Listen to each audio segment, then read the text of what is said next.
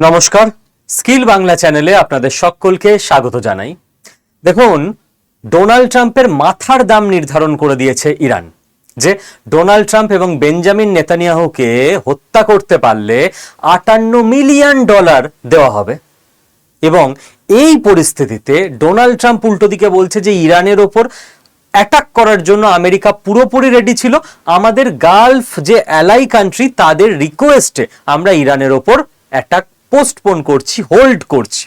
এহেন অবস্থায় আমাদের খুব ভালো করে বুঝতে হবে যে ইরান এবং আমেরিকার সম্পর্ক কোন দিকে যাচ্ছে, কারণ ইরান এবং আমেরিকার সম্পর্ক যেদিকে যাবে তার উপর ডিপেন্ড করবে স্ট্রেট অফ হরমুজের ভবিষ্যৎ, আর স্ট্রেট অফ হরমুজের ভবিষ্যতের উপর ডিপেন্ড করবে আমাদের দেশে পেট্রোল, ডিজেল, গ্যাস এই সমস্ত কিছুর দামের ভবিষ্যৎ। তো চলুন দেখে নেওয়া যাক। একেবারে গুগল থেকে লাইভে আমি আপনাদের প্রত্যেকটা আর্টিকেল দেখিয়ে টোটাল ব্যাপারটা অ্যানালিসিসও করে দিচ্ছি। দেখুন, Iran plans $58 million bounty for whoever sends Trump Netanyahu to hell. কি বলছে? ইরান বলছে ট্রাম্প আর নেতানিয়াহুকে যেই জাহান্নামে পাঠাবে, নরকে পাঠাবে, মানে সোজা কথায় ভবলীলা সাঙ্গ করে দেবে, তাকে দেওয়া হবে $58 মিলিয়ন অ্যাওয়ার্ড, যে তুমি একটা মহৎ কাজ করে এসছো, নাও তোমার পুরস্কার। এইভাবে আমেরিকার প্রেসিডেন্টের এবং ইসরায়েলের প্রধানমন্ত্রীর মাথার দাম নির্ধারণ করে দেওয়া হচ্ছে। মানে সিগন্যালিংটা বোঝার চেষ্টা করুন, মানে থ্রেট লেভেলটাকে বোঝার চেষ্টা করুন, মানে ইরানের এখনো পর্যন্ত এত ধ্বংসলীলা ইরানে চালানোর পরেও ইরানের কনফিডেন্সটাকে বোঝার চেষ্টা করুন। সাইকোলজিক্যাল ওয়ারফেয়ারের অংশ এই ব্যাপারগুলো। বোঝা গেল? নেক্সট পার্টে চলে আসুন। এবার ট্রাম্প কি বলছে? Trump Sage Iran attack postponed at request of Gulf allies.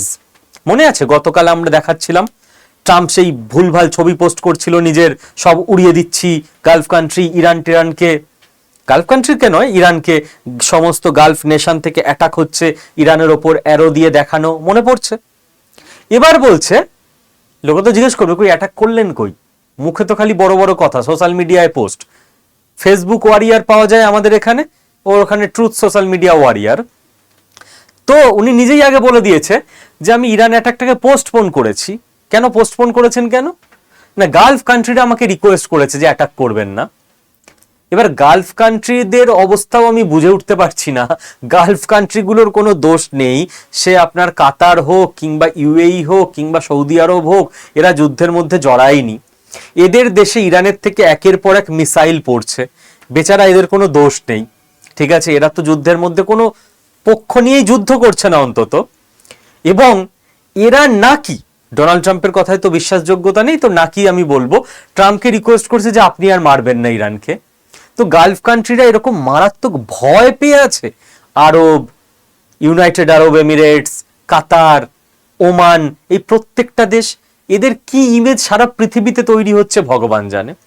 আর যদি এরা ভয় না পেয়ে থাকে, এরা যদি উল্টে আমেরিকাকে বলে যে আপনি আমাদের প্রোটেকশনের দায়িত্বে ছিলেন, আমাদের দেশে মিসাইল মারছে ইরান, আপনি চুপচাপ দেখছেন, মারুন ইরানকে, যদি এটা বলেও থাকে, ডোনাল্ড ট্রাম্প অফিসিয়ালি কিন্তু বলছে না না, গালফ কান্ট্রিরা তো আমাকে মারতে বারণ করছে। গালফ কান্ট্রিগুলোর সেক্ষেত্রে অবস্থা ভাবুন, যে ডোনাল্ড ট্রাম্পের মিথ্যে চুপচাপ হজম করে যেতে হচ্ছে।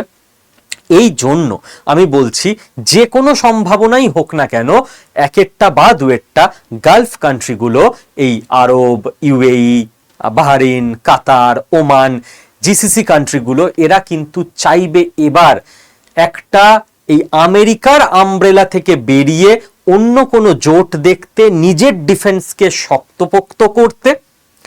কারণ এদের কাছে টাকা আছে, ডিফেন্সকে এরা চাইলে শক্তপোক্ত করতেই পারে। এবং সেইটা ভারতের জন্য একটা বড় সুযোগ হতে চলেছে, যে ভারত কিন্তু এদের সঙ্গে বিভিন্ন ইকুয়েশনের মাধ্যমে বিভিন্ন সমঝোতায় আসতে পারে। দেখা যাক, ভবিষ্যৎ বলবে সেটা। থার্ড পয়েন্ট দেখুন, এটা সব থেকে মজার, মানে কোনো ক্ষতি আনন্দের নয়, কিন্তু আমেরিকা যেভাবে সবাইকে মক করে, তো খুব স্বাভাবিক ওদের কোনো ক্ষতি হলে সারা পৃথিবী ওদের মক করবে। দুটো ফাইটার জেট, ঠিক আছে, এরা এয়ার শো করছিল, আমেরিকার ফাইটার জেট। দুটো ফাইটার জেট একে অপরের সঙ্গে ধাক্কা লেগে, আমেরিকারই দুটো, মাঝ আকাশে ধাক্কা লেগে ভেঙে পড়ে। আপনি ভাবুন, ভারতবর্ষের একজন এয়ারফোর্স পাইলট, তিনি বীরগতি প্রাপ্ত হয়েছিলেন কিছু মাস আগে, মনে করে দেখুন, বিদেশে গালফ কান্ট্রিজেই একটা এয়ার শো চলাকালীন ভেঙে পড়ে এবং ইজেকশন সিট কাজ করে না ঠিকঠাক, তো তিনি নিজেকে ইজেক্ট করতেও পারেন না। এইবার ভেবে দেখুন যে সারা পৃথিবীর ন্যারেটিভ কি হয়ে গেছিল। ভগবান না করুন এটা ইন্ডিয়া, চীন এইসব দেশের সঙ্গে হলে ওয়েস্টার্ন মিডিয়ার ন্যারেটিভ কি হতো। পাইলট ট্রেন্ড নয়, টেকনোলজি ভালো নয়, একেবারেই ওদের সায়েন্স ঠিকঠাক নয়। আর আজকে আমেরিকা তোমারই দুটো ফাইটার জেট নিজেরা ধাক্কা খেয়ে মাঝ আকাশ থেকে ভেঙে পড়ছে, ওয়েস্টার্ন মিডিয়া চুপ। হ্যাঁ, ওদের ইজেকশন সিট ঠিকমতো কাজ করেছে, দুটো ফাইটার জেটেই 4 জন পাইলট ছিল, ফাইনাল মোমেন্টে সুইচ টিপে দেয় এবং ইজেক্ট করে বেরিয়ে যায়। 4 জনই প্যারাশুট করে ল্যান্ডিং করে, 4 জন বেঁচে গেছে। বাট $মিলিয়ন এর লস, ইমেজ বরবাদ। আমেরিকার ফাইটার জেট ভেঙে পড়ছে একসঙ্গে জোড়া, দুটো। তো কারমা, লোকের দুঃখে ন্যারেটিভ বানালে, হাসলে, চাইবো না ক্ষতি হোক, বাট হয়, সারা জীবন ধরে তাই দেখছি। তো আমেরিকা এই এত কিছু পোস্ট করছিল, আমেরিকান আর্মি, আমেরিকান মিলিটারি গুড়িয়ে দেবে, এই সেই দিয়ে গুড়িয়েই দিচ্ছে, কিন্তু নিজেদের গুড়িয়ে দিচ্ছে। তো এই হলো আমেরিকার এই মুহূর্তের অবস্থা। তো ওরা এমনি খুব আর কি মনোকষ্টে এই মুহূর্তে রয়েছে, সারা পৃথিবী ওদের দিকে তাকিয়ে হাসছে যে তোমাদের পাইলটদের তাহলে এই হচ্ছে লেভেল। এয়ার শো চলাকালীন নিজেরাই নিজেদের ধাক্কা মেরে দুটো ফাইটার জেট ভেঙে পড়লো। এবার তো আমরা আমাদের মূল জায়গায় ফিরে আসি, যেটা নিয়ে আমরা চিন্তিত, যে আমাদের তেল গ্যাস কি হবে। যা চলছে তাতে করে তো এখনো অব্দি স্ট্রেট অফ হরমুজ খোলার কোনো জায়গা দেখছি না। এবার আর একটা ঘটনা ঘটেছে, আমেরিকা রাশিয়ার থেকে তেল কেনার ওপর সেকেন্ডারি স্যাংশন লাগিয়েছিল, মনে আছে? যে রাশিয়ার থেকে যারা তেল কিনবে তাদের ওপর আবার 25% আমরা ট্যারিফ লাগিয়ে দেবো। তো সেই স্যাংশনটা 16ই মে এন্ড হয়ে গেছে। তো এবার তাহলে ইন্ডিয়া তেল কিনতে পারে। ইন্ডিয়াকে জিজ্ঞেস করা হয়েছিল, ইন্ডিয়া পরিষ্কার বলে দিয়েছে ওয়েভার অর নো ওয়েভার আমরা তো তেল কিনতে থাকবো। এতদিন আমেরিকার স্যাংশন ছিল, আমরা কি তেল কিনিনি নাকি? স্ট্রেট অফ হরমুজ বন্ধ হয়ে গেছিল, আমরা তো রাশিয়া থেকেই তেল কিনছি। তো আমেরিকা বলছে আমরা ওয়েভার দিলাম, ভাই দিও না, তোমরা এই যে ওয়েভার দিলে দিও না। লাস্ট এতগুলো মাস ধরে আমরা রাশিয়ার থেকেই তেল কিনেছি, 2 মাস তো রাশিয়ার তেলের উপর ডিপেন্ড করেই মেনলি ভারত বেঁচে আছে। তো তোমার স্যাংশনকে কাঁচকলা, ভারতের ওইটুকু দম আছে, ভারত কাজে করে দেখিয়ে দিয়েছে। হলো এইবার আমরা আমাদের জায়গায় চলে আসব। ভারতবর্ষ সত্যি একটা অসাধারণ দেশ, ভারতীয়রা অসাধারণ মানুষ। নইলে 7% লিটারেসি রেট নিয়ে ব্রিটিশদের তাড়াতে পেরেছি আমরা। কিভাবে দেশের বিপদে এক হয়ে ঝাঁপাতে হয় ভারতীয়রা জানে। দিনের শেষে কিছু ছোটখাটো ঝামেলা অশান্তি থাকে নিজেদের মধ্যে, বাট যেখানে দেশের প্রশ্ন সেখানে সবাই এক হয়ে যায়। আপনি দেখুন, আমি এখানে আপনাকে দেখাচ্ছি ইভি ট্রেন্ড। বলছে লোকাল দোকানে যেখানে আগে মাসে কয়েকটা ইন্ডাকশন ট্রেন্ড, মাসে কয়েকটা ইন্ডাকশন বিক্রি হতো, এখন সেখানে দিনে 50 থেকে 70টা ইন্ডাকশন বিক্রি হচ্ছে। ভারতবাসী জানে কখন দেশের জন্য নিজেকে কোন দিকে সুইচ করাতে হবে। আমি ডেটা দেখাচ্ছি, গল্প কথা বলছি না। এবার ইভির ব্যাপার দেখাচ্ছি। খালি এপ্রিল মাস জাস্ট আগের মাসে ভারতবর্ষে বিক্রি হয়েছে নতুন 2,39,000 ইভি। তার মানে পেট্রোল গাড়ি কমে যায়নি, কিন্তু এই 2,40,000 লোক এরাও তো পেট্রোল ডিজেল গাড়ি কিনতো যদি ইভি না থাকতো। 2,40,000 গাড়ি কেবল এক মাসে অ্যাড হয়েছে। পরের মাসে তো এগুলো রাস্তা থেকে উবে যাবে না, 15টা বছর থাকবে এই গাড়িগুলো মার্কেটে, না রাস্তায়। এবং আপনি দেখুন এর মধ্যে প্যাসেঞ্জার ভেহিকেল 23,506 খানা, মানে বড় গাড়ি 23,506 খানা। এবং আপনি দেখুন আরো গর্বের ব্যাপার, ইন্ডিয়ান কোম্পানি লিড করছে, tata motors, Mahindra and Mahindra, বিদেশি কোম্পানি আজকে ভারতবর্ষে রাজ করছে না, ইকোনমিও ইন্ডিয়ার বাড়ছে। এবং আপনি দেখুন, খালি two wheeler EV scooty bike বিক্রি হয়েছে প্রায় 1.5 লাখ এক মাসে। এক মাসের ডেটা, এটা ভারতবর্ষ পারে। আর কয়েকটা বছরের ব্যাপার, ভারতবর্ষের চারদিকে দেখবেন ইভি। ভারতবর্ষকে তেলের ওপর ভরসা করতে হচ্ছে না। আমি ডেটা দেখাচ্ছি, কোনো গল্প কথা বলছি না, কোনো স্বপ্ন বিক্রি করছি না, তথ্য দিয়ে বলছি যা হয়ে গেছে, যা হবে, ফিউচারিস্টিক কিছু বলছি না। আগের মাসের ডেটা বলছি। আবার মে মাস শেষ হবে, মে মাসের ডেটা দেখাবো, এর থেকে বেটার হবে, গ্যারান্টি। লিখে রাখুন, আজকের ভিডিও সেভ করে রাখুন। ইলেকট্রিক আমরা কোত্থেকে পাবো? মজা দেখুন, এটা ভারতবর্ষ এক মাসে, জাস্ট এপ্রিল 2026-এ ভারতবর্ষ 3.97 প্রায় 4 গিগাওয়াট নতুন সোলার পাওয়ার ক্যাপাসিটি অ্যাড করেছে। সেই স্বাধীনতার সময় থেকে, চলুন তখন হয়তো সোলার ওইভাবে আসেনি, লাস্ট বহু বছর সোলার এসছে, লাস্ট এতগুলো বছর ধরে ভারতবর্ষের সোলার ক্যাপাসিটি হচ্ছে 154 গিগাওয়াট। তার মধ্যে লাস্ট এক মাসে আমরা 4 গিগাওয়াট অ্যাড করেছি।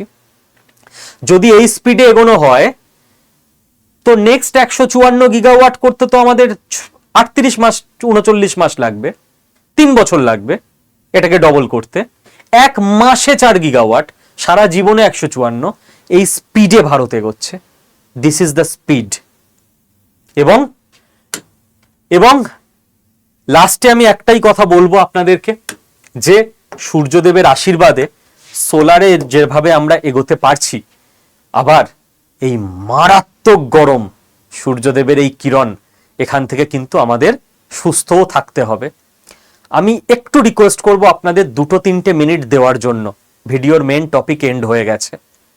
কারণ প্রত্যেক বছর এই গরমে, হিটে, সানস্ট্রোকে প্রচুর মানুষ অসুস্থ হন, মারা যান পর্যন্ত।